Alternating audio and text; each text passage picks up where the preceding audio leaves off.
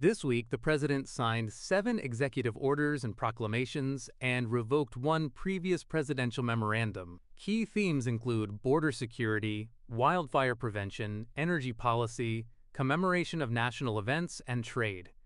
Departments significantly affected include the Department of Homeland Security, Department of Agriculture, Department of Energy, and the Department of the Treasury. Mexico and Japan are countries specifically affected by these actions. The presidential memorandum authorizes Green Corridors Limited Liability Company to construct and operate a commercial elevated guideway border crossing near Laredo, Texas, at the United States-Mexico border. This involves coordination with the International Boundary and Water Commissions.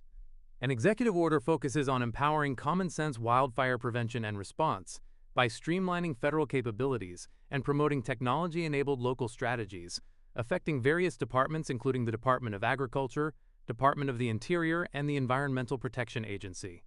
The president revoked a prior presidential memorandum regarding salmon populations in the Columbia River Basin, prioritizing energy production and halting a supplemental environmental impact statement.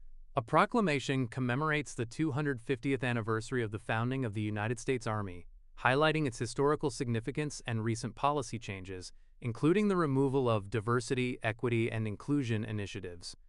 Another executive order addresses the proposed acquisition of United States Steel Corporation by Nippon Steel Corporation, amending a previous order by President Biden and allowing the transaction to proceed under certain national security conditions. Proclamations also designate Flag Day and National Flag Week and honor fathers for their role in shaping families and the nation.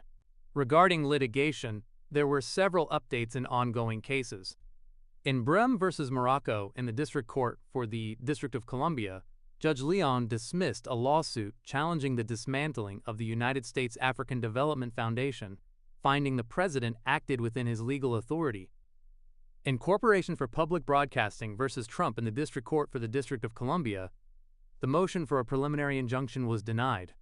In MAPS v. Garrett in the Western District of Texas, Judge Briones granted a preliminary injunction related to Alien Enemies Act removals.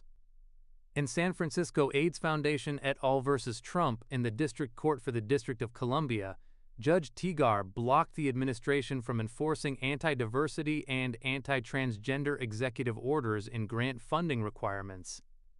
Several cases had no updates this week, including JGG v. Trump, Mahmoud Khalil v. William P. Joyce et al., American Federation of Government Employees et al. Versus Office of Personnel Management et al., State of California v. Trump, VOS Selections Incorporated v. Trump, Oregon v. Trump, King County v. Turner, Newsom v. Trump, State of New Jersey v. Bondi, State of California v. Department of Justice, and Newsom v. Trump, with the last. To get full details on these actions, check the app.